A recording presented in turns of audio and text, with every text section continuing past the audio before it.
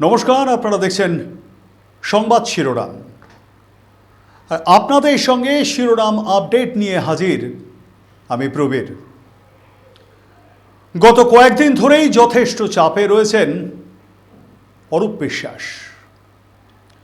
টলিপাড়ার কার্তিক ঠাকুর বলে সেদিন চায়ের দোকানে কে যেন সম্বোধন করছিল, মানে ওই সকালবেলা চায়ের দোকানের আড্ডায়। পাশ থেকে কে যেন আবার তাকে হাঁক পেরে দমিয়ে দিয়ে বলল, মা দুর্গা রাগ করবেন। কার্তিক রূপবান, পুত্র সন্তান লাভের আশায় দেব সেনাপতির আরাধনা করেন অনেকেই, কিন্তু তিনি আর যাই হোক লম্পট নন। খটকা লাগে। তবে কি অরূপবাবু লম্পট ছিলেন, আছেন? সৌরভ বিশ্বাস মানে অরূপবাবুর সহোদর। তিনি দাদা অরূপের নাম ভাঙিয়ে দীর্ঘদিন ধরে টলিপাড়াটাকে একেবারে কবজা করে রেখেছিলেন। সেখানে যে একটি সিন্ডিকেট খুলেছিলেন তিনি, সেখান থেকেও যে টাকার বিনিময়ে অথবা অন্য কিছুর বিনিময়ে কাজ পাইয়ে দেওয়ার বন্দোবস্ত ছিল, তা ইতিমধ্যেই দিনের আলোর মতোই পরিষ্কার হয়ে গিয়েছে। তার জন্য বেশ কয়েকজন দালালও নাকি কাজ করত সেই সময়ের গিল্ডে। এক অসহায় হেয়ার ড্রেসারের অভিযোগের ভিত্তিতে গ্রেপ্তার গুণধর মন্ত্রের ততোধিক গুণধর ভাই। গুণধর বলার পেছনে কারণ আছে।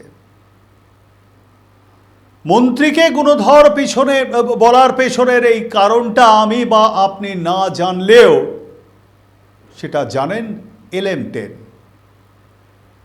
হ্যাঁ, LM10 মানে লিওনেল মেসি।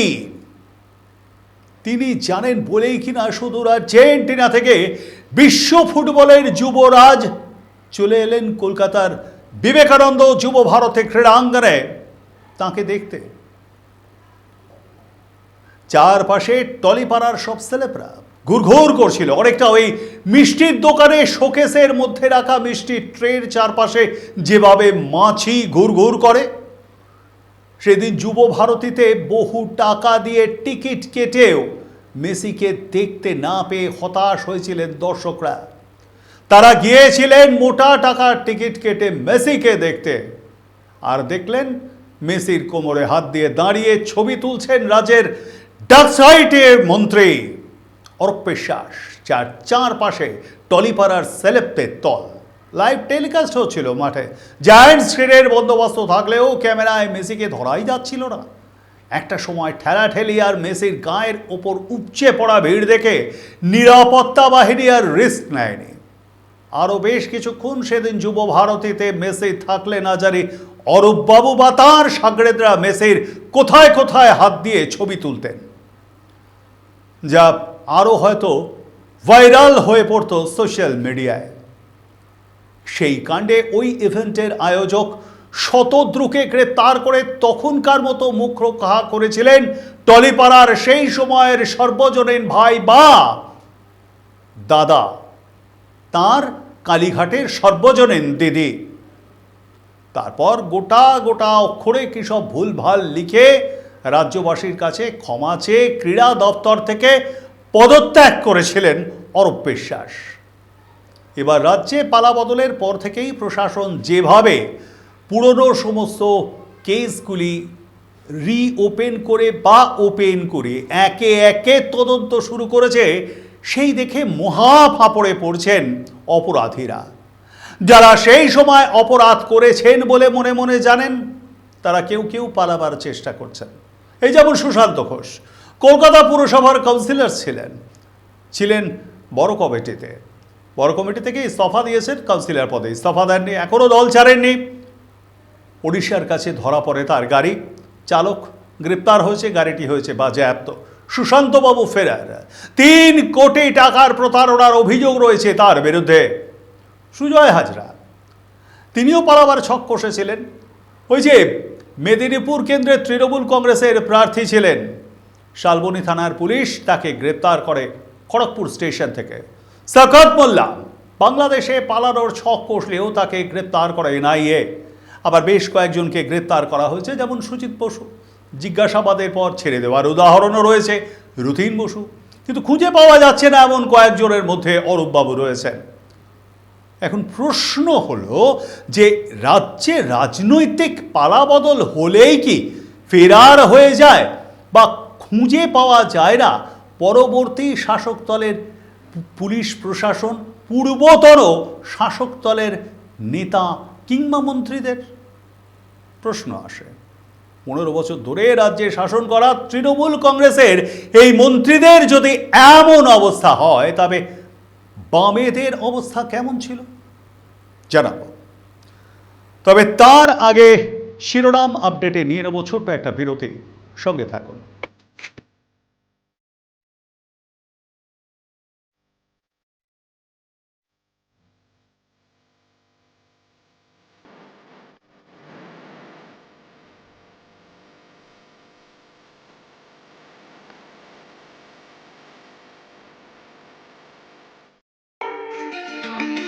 মেডিটেক হাসপাতাল, পূর্ব বর্ধমান। 5 বছর ধরে মানুষের আশা ও ভরসার অন্যতম ঠিকানা মেডিটেক হাসপাতাল। 110টি বেড সম্পন্ন এই সুপার স্পেশালিটি হাসপাতালে পাবেন উন্নত মানের সর্বস্তরের চিকিৎসা ব্যবস্থা। স্বাস্থ্য সাথীকে বাস্তবায়িত করতেই অঙ্গীকারবদ্ধ এ গ্রেডেড মেডিটেক হাসপাতাল। সুলভ মূল্যে সুচিকিৎসা পরিষেবা পেতে আজই চলে আসুন মেডিটেক হাসপাতালে। আমাদের ঠিকানা নবাবহাট, পূর্ব বর্ধমান সুরি রোড, 108 শিব মন্দিরের নিকটে। আমাদের যোগাযোগ নাম্বার 7908870077। বিরতির পর ফিরে এলাম শিরোনাম আপডেটে। বামেরা রাজ্যে ক্ষমতায় এসেছিল 1977 সালে। 2011 সালে রাজ্যে পালা বদলের পর, অর্থাৎ 34 বছরে নেহাতি কম মন্ত্রী ছিলেন না রাজ্যে। কিন্তু পালা বদলের পর কোনো মন্ত্রীকে পরবর্তীকালের পুলিশ, অর্থাৎ তৃণমূল জামারার পুলিশের ভয় বা তাদের তদন্তের ভয় পালিয়ে বেড়াতে হয়নি। আজও যারা জীবিত রয়েছেন বামেদের জমানার সেই সমস্ত মন্ত্রীরা বহাল তবিয়াতেই রাস্তায় ঘুরে বেড়ান, সভা সমাবেশে যান, মানুষের সঙ্গে মেশেন, সমাজে কথা বলেন। তার কারণ বাম জামানার কোনো মন্ত্রীদের নামে বা নেতাদের নামে অন্তত চোর অপবাদ ছিল না। তাদেরকে দেখে কেউ চোর চোর বলে স্লোগান দেয়নি, তাদেরকে লক্ষ্য করে কেউ ডিম ছোড়েনি, জুতোও ছোঁড়েনি, কানের গোড়ায় চটথাপ্পড়ও মারেনি। স্বচ্ছ ভাবমূর্তি নিয়েই তাদের কেউ কেউ ইহলোক ত্যাগ করেছেন। যারা আছেন স্বচ্ছ ভাবমূর্তি নিয়েই আছেন। কাজ পাইয়ে দেওয়ার নামে টাকা নিয়ে প্রতারণা, এটা ওটা চুরি, এটা ওটা সেটা পাচার, এই সমস্ত অভিযোগ তাদের বিরুদ্ধে ছিল না। তা যাই হোক, ওই সেই টলিপাড়ার অরূপবাবুর সঙ্গে বিষয় নিয়ে কথা হচ্ছিল। খুঁজে পাওয়া যাচ্ছে না জানেন রাজ্যের প্রাক্তন এই মন্ত্রীকে।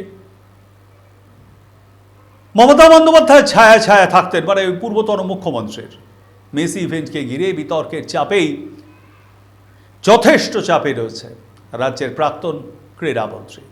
অসুস্থতার কারণ দেখিয়ে হাজিরার জন্য 2 সপ্তাহ সময় চেয়েছিলেন।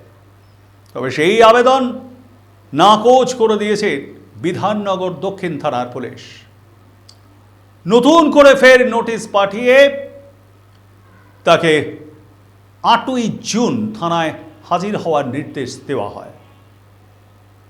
ফলে প্রাক্তন মন্ত্রীর গ্রেপ্তারি নিয়ে রাজনৈতিক মহলে জল্পনা শুরু হয়ে গিয়েছে। ঘটনার সূত্রপাত 17ই মে। মেসির গোট্টুর ইভেন্টের আয়োজক শতদ্রু দত্ত বিধাননগর দক্ষিণ থানায় অরূপ বিশ্বাসের বিরুদ্ধে এফআইআর দায়ের করেন। ভারতীয় ন্যায় সংহিতার একাধিক ধারার উল্লেখ রয়েছে সেই অভিযোগে। টিকিট কালোবাজারি, চাঁদাবাজি, প্রতারণা, অপরাধমূলক ভীতি প্রদর্শন, ইভেন্টের নিরাপত্তায় গাফিলতির মতো গুরুতর অভিযোগ আনা হয়েছে প্রাক্তন এই মন্ত্রীর বিরুদ্ধে। শতদ্রু দত্তর দাবি, মেসির অনুষ্ঠান উপলক্ষে প্রায় 22,000 টিকিট কালোবাজারি করা হয়েছিল। তার সঙ্গে নিজের প্রভাব খাটিয়ে অরূপ বিশ্বাস অনুষ্ঠানস্থলে মেসির খুব কাছাকাছি পৌঁছে গিয়েছিলেন, অনুমতি ছাড়াই তার গায়ে হাত দিয়েছিলেন।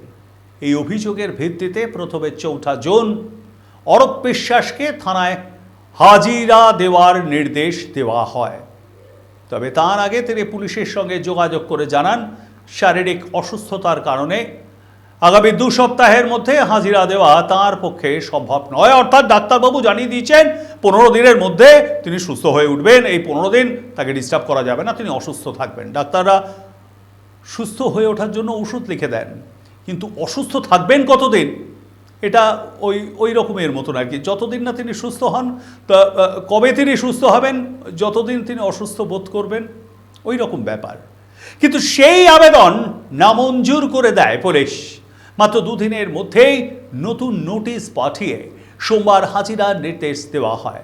তাকে না পেয়ে তার বাড়ির দরজায় নোটিশও সাঁটিয়ে দেওয়া হয়েছে। এই মামলায় আগাম জামিনের জন্য আদালতের দ্বারস্থ হয়েছিলেন অরূপ বিশ্বাস।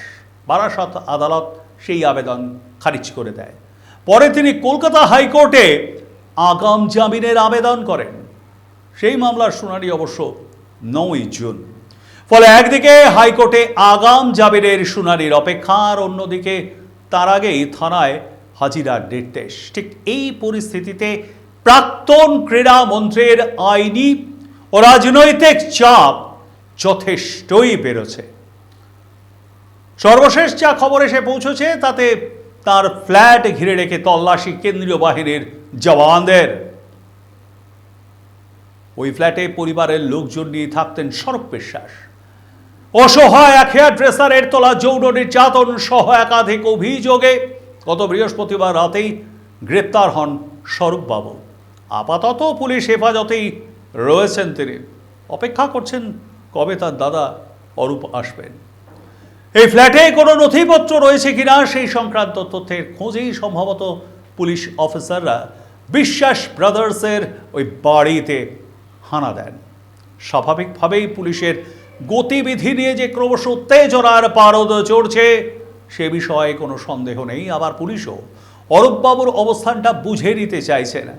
একটা সময় তৃণমূল মানে পূর্বতন সরকারের শাসক দল, এই কারণে এটা বললাম যে ঋতব্রত, বর্তমানে তো ঋতব্রতর তৃণমূল আর মমতার তৃণমূল একেবারে আলাদা। তো কোন দলে তিনি রয়েছেন, কোনটা আসল কোনটা নকল এ তো জানি না, কারণ এখনও সেটা প্রমাণিত হয়নি আদালতে। তা মূলত এই অরূপের প্রভাব কাজে লাগিয়েই নানা অপকর্ম করেছিলেন স্বরূপ বিশ্বাস। আবার অরূপের নামেও বিস্তর অভিযোগ। তার বিরুদ্ধে জমি দখল করে সুরুচি সংঘ, যে দুর্গাপুজো হয় সেই সুরুচি সংঘের মতো নামজাদা ক্লাব চালিয়ে যাওয়ার অভিযোগ।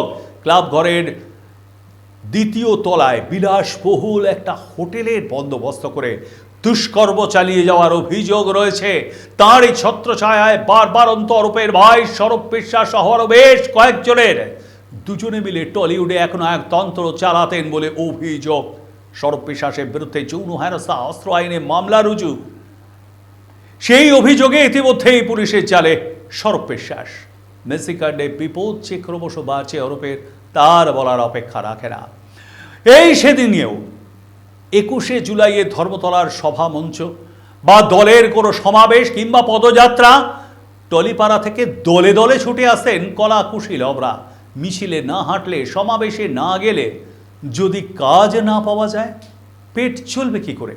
সেই ভয় আর সেই আতঙ্কেই তারা আসতেন। ভয় আর আতঙ্ক আজকে কাজ করছে অরূপ বিশ্বাসের। তবে তিনি কোথায় এখনো পর্যন্ত জানেন না। কেন আতঙ্ক? যদি স্বরূপের পাশে জেলে থাকতে হয়। ভুল বললাম কি?